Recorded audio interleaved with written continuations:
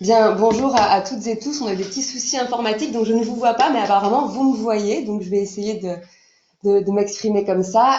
Alors bien sûr, je ne pourrais pas du tout conclure sur des choses aussi variées, aussi complexes et aussi techniques. Alors je vais essayer de plutôt poursuivre la réflexion avec vous sur la thématique initiale pour faire le lien avec l'introduction de Sébastien Gardon, qui consiste à s'interroger sur la façon d'intégrer ce végétal à One Health. Même si ça paraît assez évident, ça n'est peut-être pas tant que ça. La première chose qui m'est venue, moi, en vous écoutant et en me questionnant sur le sujet, eh bien, c'est l'idée que finalement toute société humaine cherche à entretenir de bonnes relations avec les autres humains. On a tenté de bien vivre ensemble par différents moyens, hein, par nos lois, par la création de rituels, par des coutumes, parfois par des prismes religieux. Bref, on a toujours essayé de créer des normes pour vivre bien ensemble. Et aujourd'hui, les enjeux écologiques et les enjeux sanitaires qui pèsent sur nous de façon très très forte nous conduisent à nous intéresser à la considération au-delà de l'humain, à l'animal et bien sûr au végétal, avec cette espèce de progression, puisque l'animal, on le voit, est rentré dans la sphère de la considération depuis un moment. Et le végétal commence à taper à la porte aussi pour être considéré. Mais alors, bien sûr, pas du tout dans une perspective anthropomorphique. C'est souvent ce qu'on craint, on se dit qu'on va anthropomorphiser les autres vivants, et bien évidemment, c'est pas le but, mais surtout, je crois que c'est radicalement l'inverse qu'il faut faire. Autrement dit, l'enjeu serait de prendre le végétal pour ce qu'il est, tel qu'il est, c'est-à-dire radicalement non humain. Et pour penser cela, il y a un philosophe du XXe, Emmanuel Lévinas, qui avait déjà théorisé cette justesse de la relation, en indiquant, lui, il le pensait que pour l'homme, mais nous pouvons le penser pour le végétal. Lui indiquait que, quelque part, la connaissance, autrement dit, les compétences scientifiques, ne sont pas capables d'appréhender l'autre, c'est-à-dire ce qui n'est pas moi, ce qui est différent de moi, ne peut pas l'appréhender dans son entièreté. Autrement dit, on a beau avoir les connaissances physiques, biologiques, mathématiques même sur le vivant, on ne comprendra pas son intériorité, la totalité de son être, son intégrité, sa subjectivité. Et face à ce mur qu'est l'autre, sa différence, eh bien nous devons en passer, nous dit Lévinas, par l'éthique. C'est exactement ce qui est en train d'essayer de proposer ce concept One Health, d'intégrer le végétal à des enjeux éthiques.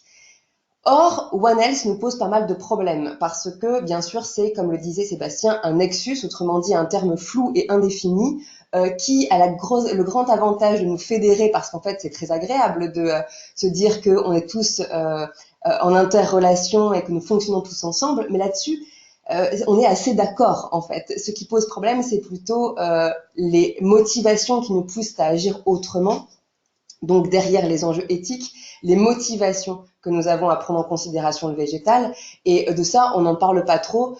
Et on met One Health comme terme générique pour essayer de se fédérer et de dépasser cela. Donc ça a quand même quelques limites. Alors, la première limite que je pourrais en tout cas mettre en avant là, c'est simplement que quand le concept est flou, la pratique qui s'ensuit va être difficile à mettre en œuvre, ce qui nous vient pas bien à l'esprit, ce qui n'est pas clair pour nous, va être difficilement praticable. Euh, Derrière One Health, l'enjeu, c'est la redéfinition de la santé. Parce que parler de santé végétale, on ne sait pas bien de quoi on parle, quelles sont les limites de cette santé. Dans l'intégralité des présentations qui viennent d'être faites, que j'ai eu le plaisir d'écouter parce que c'était très intéressant, on voit à quel point tout le monde est d'accord sur le fait que nous voulons préserver la santé végétale et que chacun d'entre vous y travaille. Néanmoins, on constate aussi que cette santé végétale, elle est toujours au service de la santé humaine ou au service de la santé animale qui, in fine, a vocation à servir la santé humaine. Et c'est là qu'on rentre dans un paradoxe, c'est-à-dire que si One Health veut mettre dans le champ de l'éthique le végétal, ça va nous poser quelques problèmes, puisque l'éthique, nous dit Kant, le grand philosophe de la morale, eh bien, comment le dire, on ne peut pas faire entrer quelque chose dans le champ de l'éthique sans le considérer pas uniquement que comme un moyen, mais aussi et toujours comme une fin. C'est une célèbre phrase de Kant. Bien sûr, le végétal est un moyen, c'est un moyen de s'alimenter, c'est un moyen de respirer, c'est un moyen de préserver les équilibres écosystémiques, c'est un moyen de se soigner. Donc tout ça, on le reconnaît. Mais si on veut le faire intégrer à l'éthique, il va falloir qu'on le prenne aussi comme une fin en soi et le soigner pour lui-même. Et de cela, je crois qu'on en est encore assez loin. Alors One Health essaye d'articuler santé et écologie pour permettre de rejoindre un peu les temporalités qui sont à la fois les urgences sanitaires et les urgences écologiques, et en même temps les temporalités très longues qui supposent que l'on s'inscrive dans une perspective durable et qu'on ne soit pas dans des logiques d'efficacité mais aussi de durabilité. Et tout ceci, on voit comme c'est très difficile de le penser, d'autant que le végétal fait partie du ministère de l'Agriculture et est plutôt régi par des entreprises. Et forcément, il y a des enjeux économiques qui pèsent dessus, qui font qu'on ne peut pas tout à fait l'associer à la santé humaine. D'ailleurs, je vous ferai remarquer que par 2 fois, vous avez proposé le schéma initial qui consiste à mettre 3 cercles, santé animale, santé humaine, santé environnementale. Remarquez à quel point c'est antinomique du One Health, parce que bien évidemment, l'animal et l'humain ne flottent pas comme ça associés à l'environnement, ils sont bien sûr intégrés à l'environnement, on n'est pas en santé indépendamment de l'environnement. Donc les schémas qu'on est en train de proposer explicitent bien à quel point on n'a pas intégré du tout une pensée systémique, globale, holistique, comme le disait Anthony.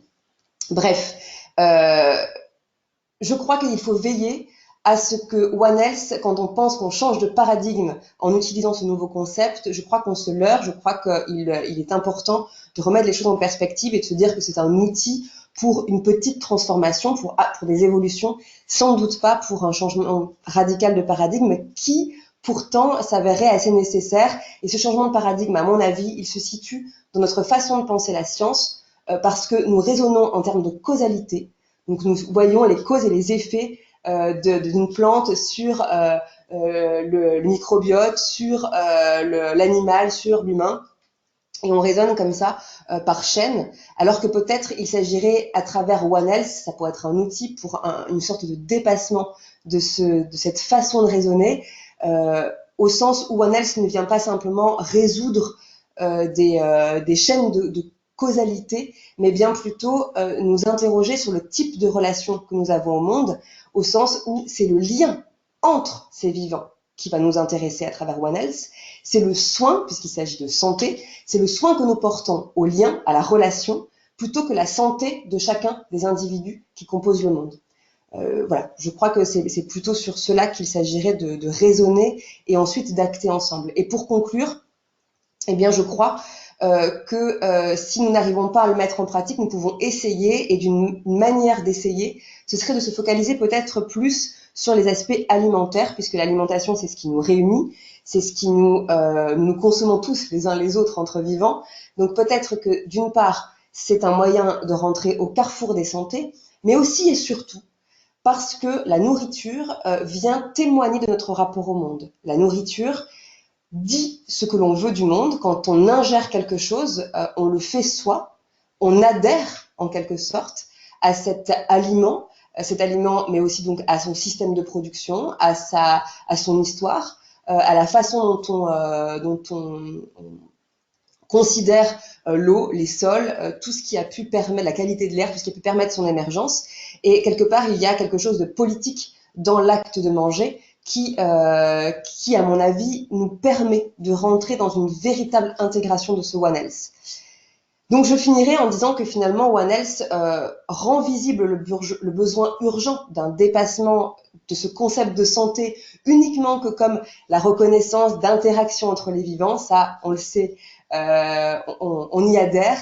Maintenant, il s'agirait d'aller peut-être un peu plus loin en pensant à un nouveau type de relation. Et cette relation, elle doit être, à mon avis, basée sur le soin, le rapport de soin. Voilà, je vous remercie pour votre écoute.